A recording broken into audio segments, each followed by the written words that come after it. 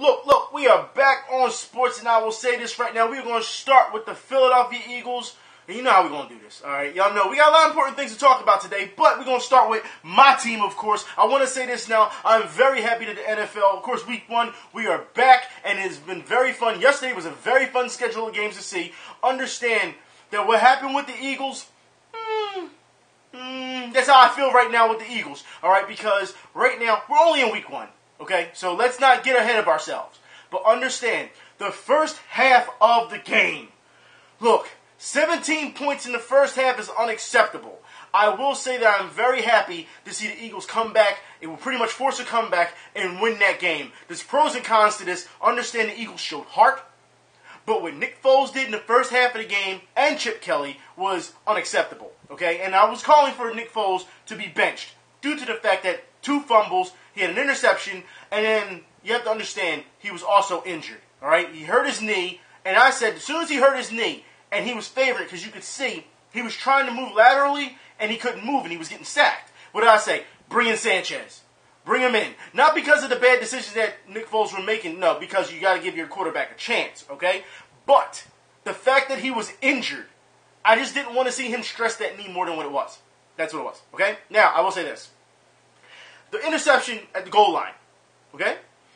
That is not Nick Foles' fault, all right? That is Chip Kelly's fault because when you have the best running back in the NFL, do not tell me that out of nowhere, in the red zone, that close to the red zone, you are going to call a pass.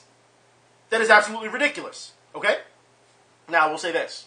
The Eagles' defense did come out to play. They came out to play. Secondary didn't come to play. Those front guys, they came to play. We saw the offensive line try to hold up as much as possible. Evan Mathis, as we know, he got hurt. So we will have to see what happens, injury report. Nick Foles, I'm still waiting to see how his injury report will go due to the fact that if anyone has saw what happened, you know what I mean, he, in the second half, played like it was nothing to it. So maybe, I don't know if they wrapped it up. I don't know if they gave him an injection. I haven't seen any reports on Nick Foles because he was really favoring his knee in the first half. Came out the second half and was like, it's not a big deal.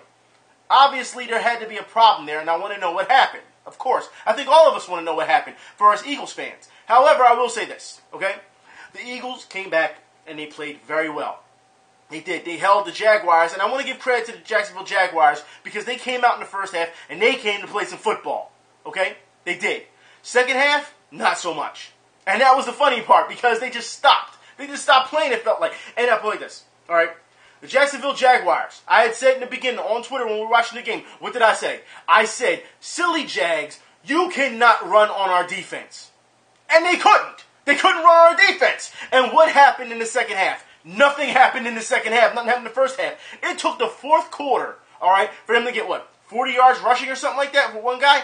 Look, you can't run on our defense like that. The Jacksonville Jaguars did what they do best in that game in the first half, which is expose our secondary. I've been saying this since last year. Why is the secondary playing so far back, all right, from the defender? Look, if you play up and try to jam the defender and you get burned, I'm not going to eat your lunch for that. No, because you're trying. But when you play so far off, when they can catch you on slants, when they can catch you on square ends, when they can catch you with a number of posts, no way in hell am I going to be satisfied with that. If you play up hard and you try to jam and you play hard, I will give you credit, regardless if you get burned or not. All right? But when you're playing so far back and you're giving up so much yardage for them to get yards after catch, I'm going to have a problem with that. The defense really needs to look at what's going on. Throughout the game, I'm thinking to myself, in the first half, when are they going to unleash Connor Barwin? And then here he comes. He looked really good out there. Like I said, Trent Cole looked really good. Connor Barwin looked really good. Brandon Graham looked really good. These front guys can get things done. And if that's who we have to worry about, put everything on their backs when it comes to defense, I'm okay with that. I'm content with that. Because these guys are what make the engine go, apparently, on defense. Secondary really needs to step up. They have to play tighter if we're going to go anywhere this year. And I say this because, for those who don't know, all right, local media is already talking about, can you trust Nick Foles when it comes to the Super Bowl? Do you think he can lead his team to the Super Bowl? Why are you even talking about the Super Bowl right now, local media? Why? I'm trying to figure this out because it's only week 1. If you think that we're talking about Super Bowl already, you're crazy. There is a lot of pieces that we still need. And I want to talk about pieces because you Eagles fans, I swear to God, the first half, all I heard on Twitter was, this is why you should have kept Deshaun. We should have kept wide receiver 10. He would have spread the field out. Really? That's what you want to go with. Let's understand this, all right? Since you're so hardcore on wide receiver 10, Redskins 11, Deshaun Jackson, whatever the hell you want to call him, I'm trying to figure out, all right? How did his game go with Washington yesterday? Huh? I want someone to tell me exactly how that worked out for him. I know you did.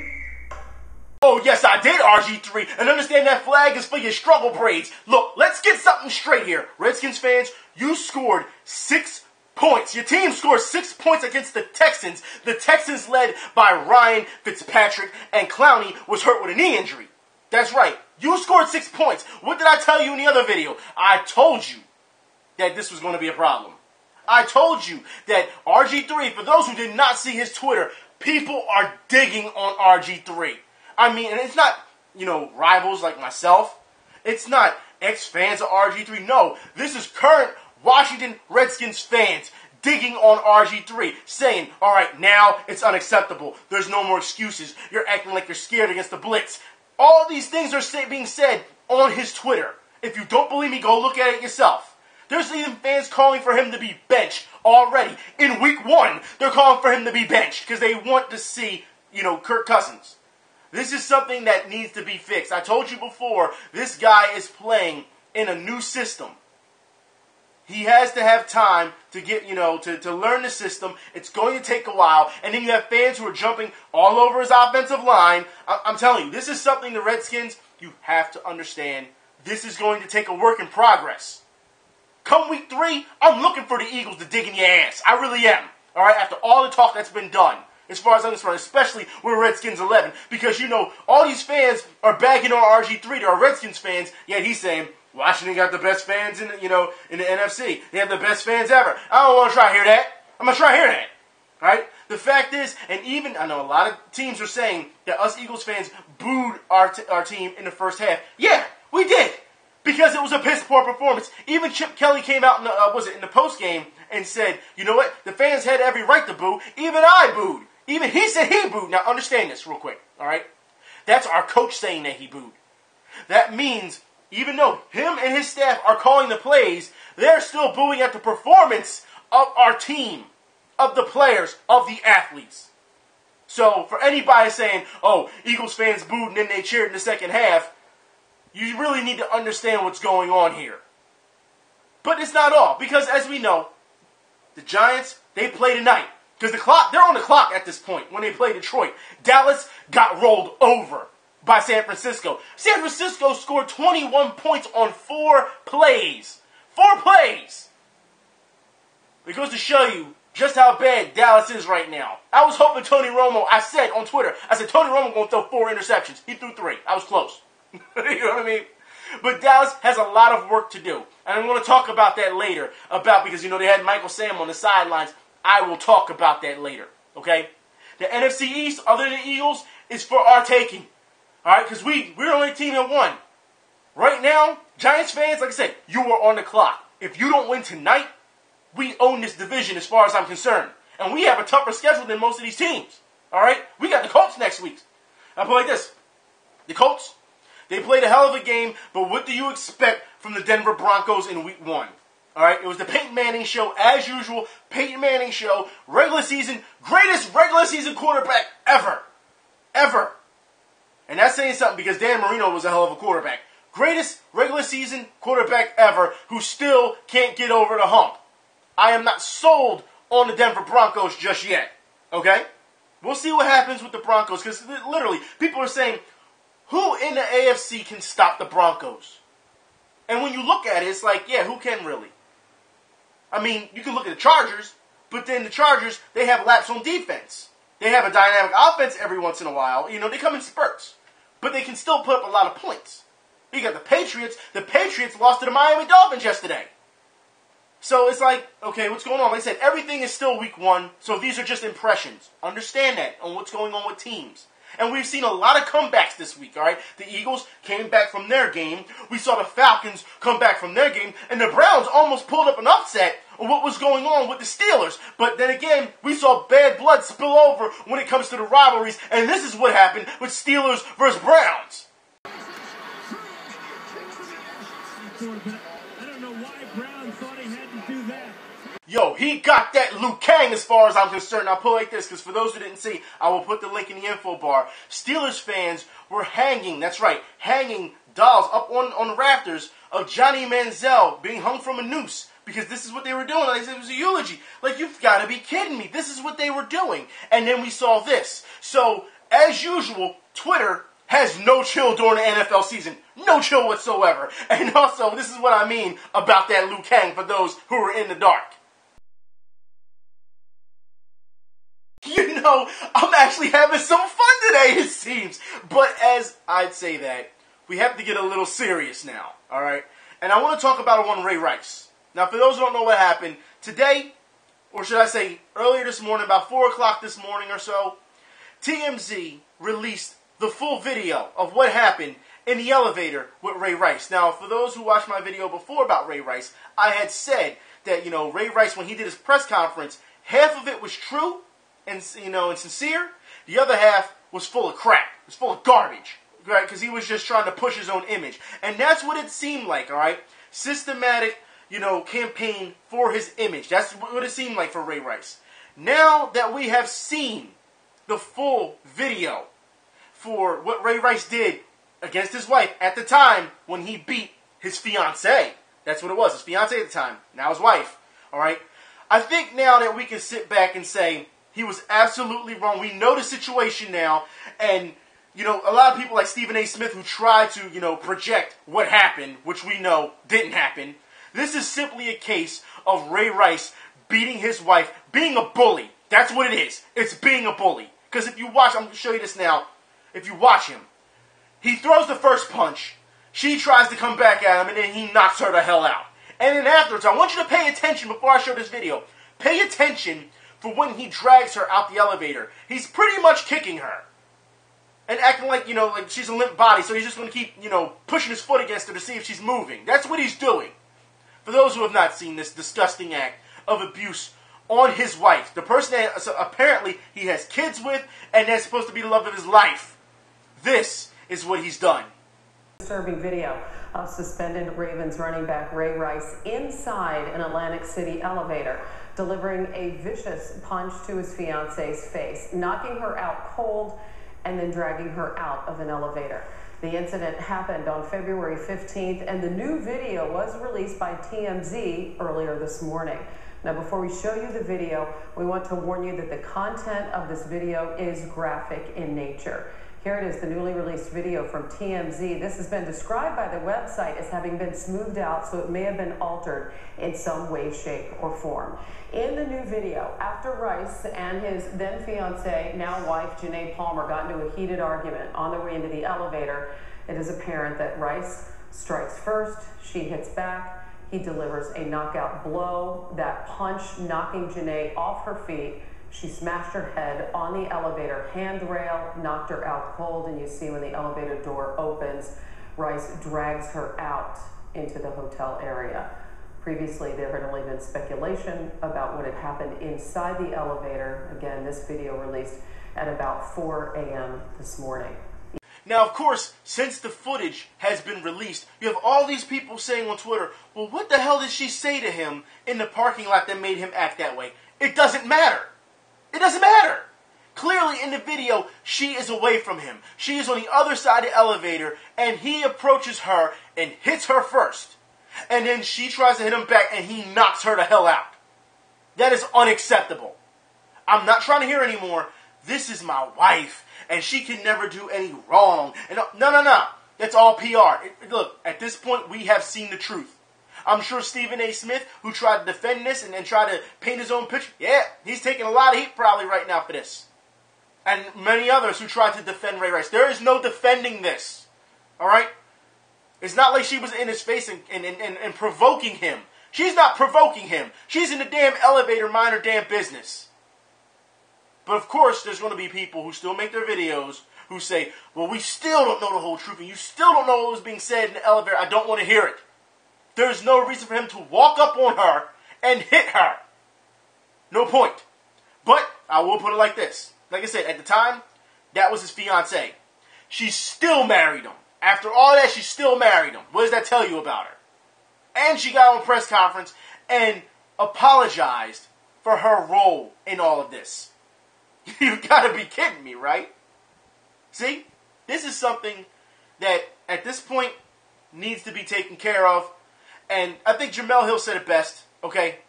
She came out, she was on fire on ESPN earlier. And she said that, this is the land, this is America, this is the land of opportunity, this is the land of second chances. But at some point, you gotta face the consequences. And you couldn't have said it any better. At this point, I've been saying this for how long on videos? Take the consequences. Man up, take the consequences. Be an adult, take the consequences. Why? Because that's what real life teaches you.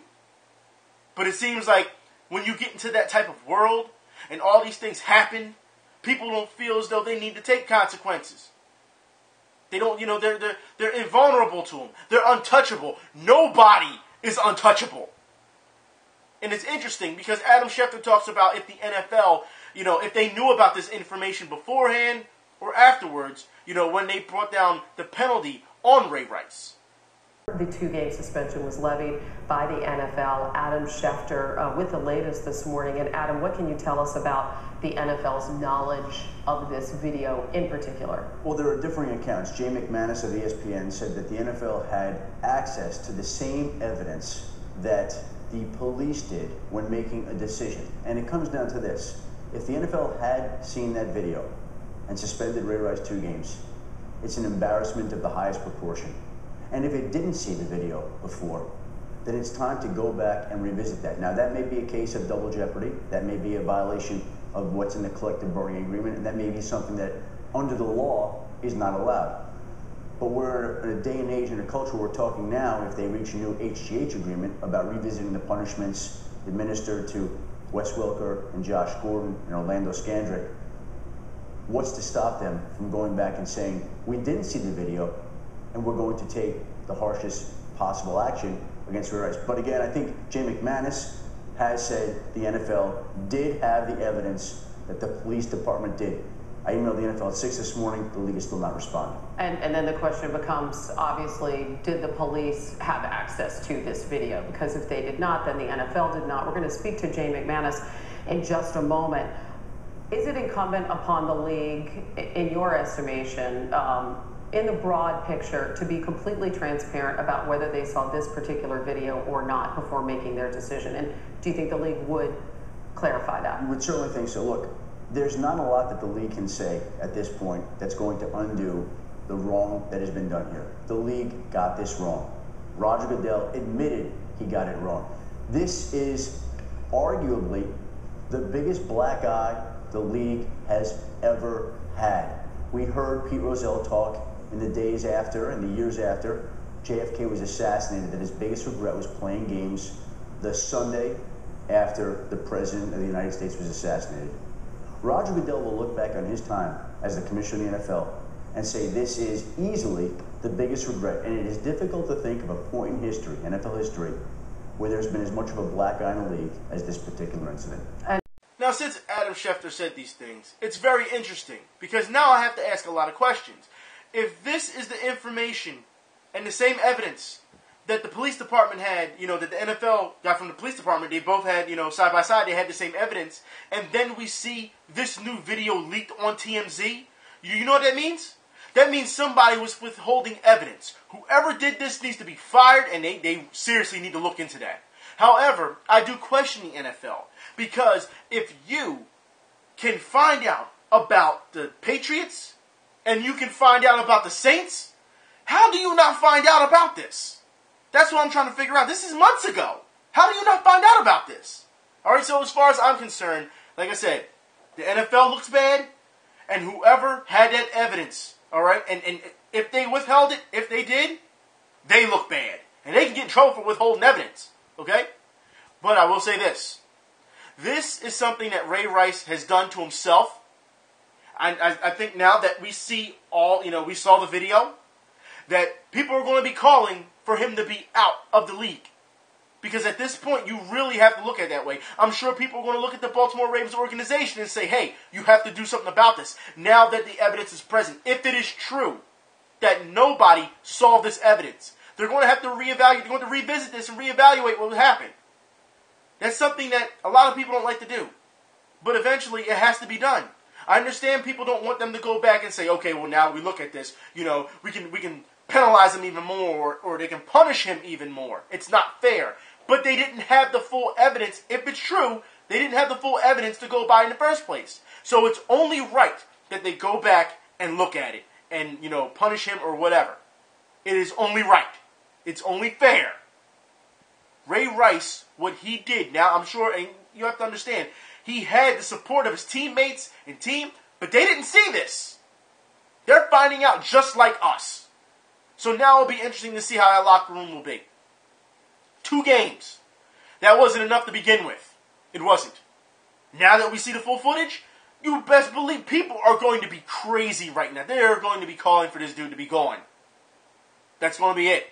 It hurts the team image. Something tells me the Baltimore Ravens will, I'm just saying, if they're listening to the fan base, they'll cut him off and say, look, it's about the team, not one guy, because they don't want to be associated with that.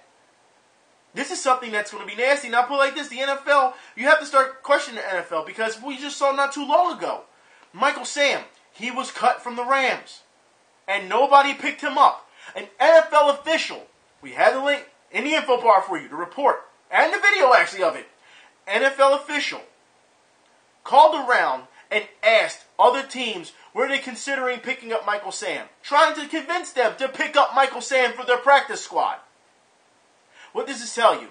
We talked about this before. I talked about, talked to you in the comments about how this is going to play more of because he's gay. And some of you said, oh, he won't get special treatment. He won't get special treatment. What did I say? This should be about football. If a defensive player of the year cannot make the cut on the Rams, what does that tell you? It has nothing to do with him being gay. However, now that he's, become this whole, phenomenon, now they want to sit here and say, it is because he's gay. Even in the video that's in the info bar, they talk about how the NFL dodged a bullet because they were so worried that people were going to say, well, he's cut, nobody wants to take a chance from him. It must be because he's gay, not because he's not good. He wasn't good enough to play on the Rams. He wasn't good enough. You know how many players get cut and don't make the practice squad? But you don't see any reports for that, do you? No. You don't see the Dallas Cowboys playing Captain Save-A-Ho and coming around and saying, hey, we need to have a press conference. You don't see that, do you? No. There are many players who get cut over the years. And yet, no press conference for them, no second chances for them. It really bothers me that this is not about football anymore. It really isn't. Like I said, if the guy was good on his own, and I said in the video, if he is good, then by all means, please let him play. Welcome to the league. It's for the elite. I said that. I don't have a problem with him being gay. It doesn't bother me. I don't care if he's gay. As long as he's out there making tackles, right, and doing his job, who cares? But you have people who do care. And they're worried about their image. So if you're worried about the image of the NFL because of what happened with Michael Sam, then you have to be worried about the image of the NFL after what's happened with Ray Rice. And speaking of images, I want to talk about this. Talk about the NBA real quick. All right? For those who don't know, because it's not really being reported. A lot of people aren't talking about, especially here in local media, they're not talking about it. The Atlanta Hawks. That's right. I saved this for the last part because I need to talk about this. The Atlanta Hawks. Their owner, one of their many owners, if you don't know, I believe there's 10 or 12 owners to the Atlanta Hawks. One of their owners is going to sell his shares of the Atlanta Hawks because of racist statements that he has made. And I want to talk about this. I have it up now because I want to exactly talk about the comments here. What's fair, what's foul when it comes to this man talking about the black demographic in basketball games. Okay? So it says, on Sunday, when the issue came to light, the Hawks released a text of August 2012. That's right, this is 2 years ago. August 2012 email in which Mr. Levinson speculated that the team's black fans had scared away the whites. Okay? and that there were not enough affluent black fans to build a significant season ticket base. Now understand that I'm reading this, okay? This is what it says. I want to talk about this right now. We're going to stop right there before we go any further. Because I want to talk about how a person who wrote an email from 2 years ago, it doesn't even matter how long it was written, all right? The fact that it was an email, which means this is not something that you're saying right off the hip or a slip of the tongue. This is an email that you sat down and thought out before you sent it. You read it, you wrote it, you spell checked it, you did all these things, and then you said, this is what I'm going to send out. Now, for those who don't know, there were people like Danny Ferry who saw this in the front office at the time and was like, I'm going to report this. And there were also reports right now, I believe ESPN is reporting it, that there are also other owners who were upset at the email, but also other people who were upset at Danny Ferry for reporting it. That's right. Now, we have said this long ago after the Donald Sterling thing that, we're going to see more owners start checking their stuff. We're going to see more owners come out. There has to be more owners. And this owner came out himself and said, what I wrote was appalling. I'm stepping down. Before, of course, this blows up. So he stepped down on his own. He was selling his shares on his own. Adam Silver said, I agree. What you said was wrong. Step down. But understand, when you say that this is about scaring away the whites, I want to talk about this right now. I want to know, and this is a question, I want to see the statistical, evidence that there were so many black people in the crowd. They were causing such confusion. I mean, there has to be police reports, right? People had to be locked up at Atlanta Hawks games, right? They had to be or escorted out, right? Every incident has to be reported. So I would like to know, I would like for those people to be scared of black people scaring the whites. I want to see the evidence of this. Because, why would you just go by, there's a bunch of black people there, I'm scared to go. Unless you've been listening to the news too much. Because as we know, media loves to paint black people as the threat, the danger. It's amazing how so many black people do so much, in their communities and never get any exposure. But as soon as a black person shoots another or robs another or whatever, let's throw that on TV. This is part of a larger issue that we have seen.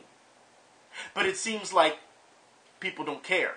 So you're just willing to buy the stigma that black people just naturally scare white people out of nowhere without any evidence that they're going to be threatening.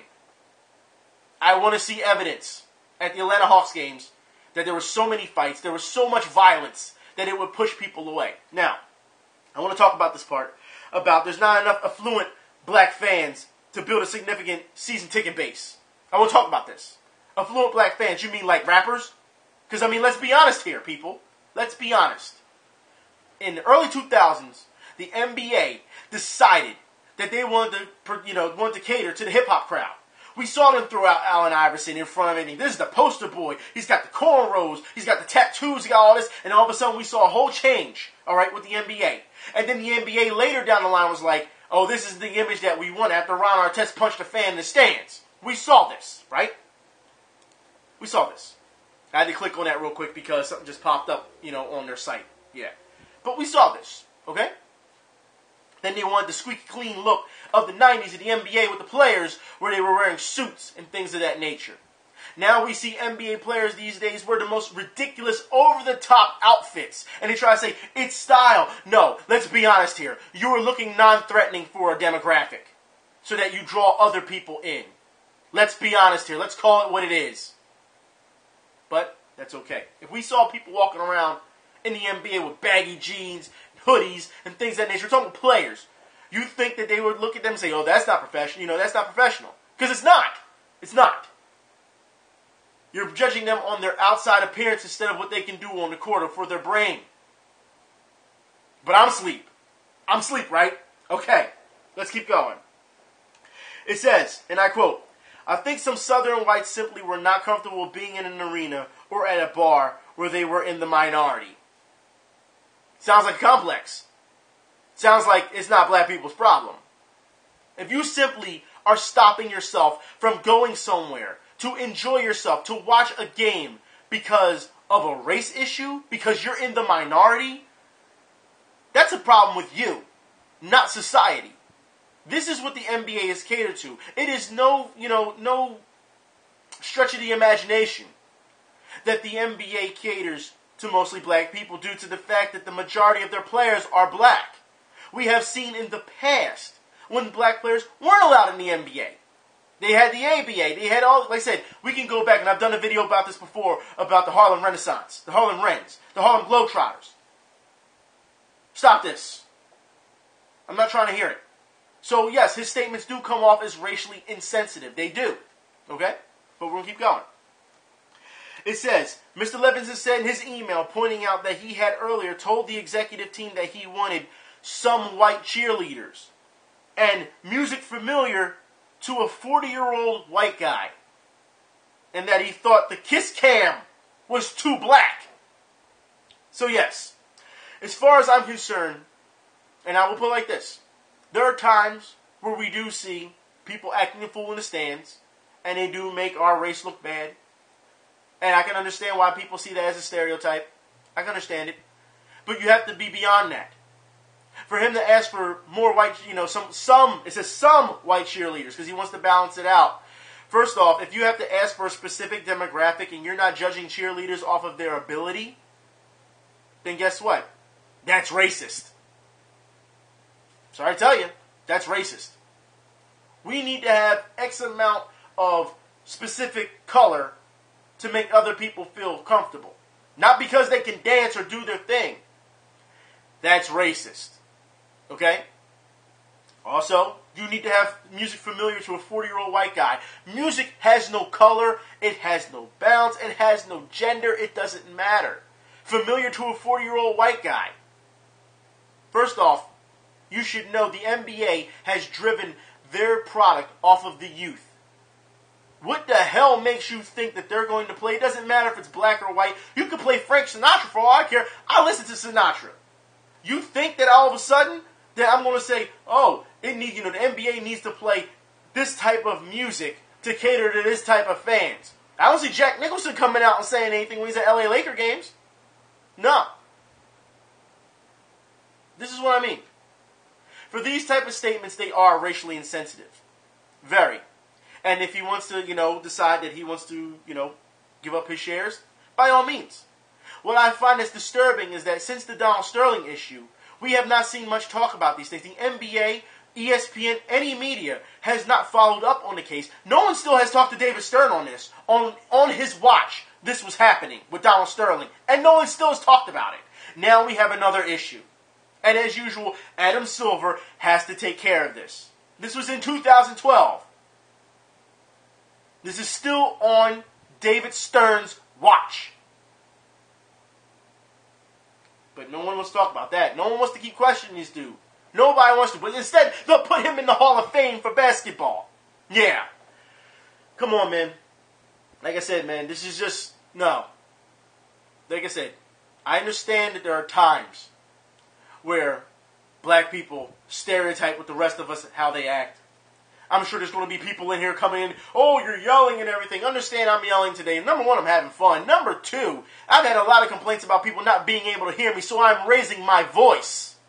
If you don't like it, don't watch it. However, understand that at the end of all this, it makes both sides look bad because in this day and time, even though you were making a ton of money off of the black demographic, this is still an issue. And it's sad that there will be no end to this. Because, as we know, no one's taking the right steps to make sure it ends.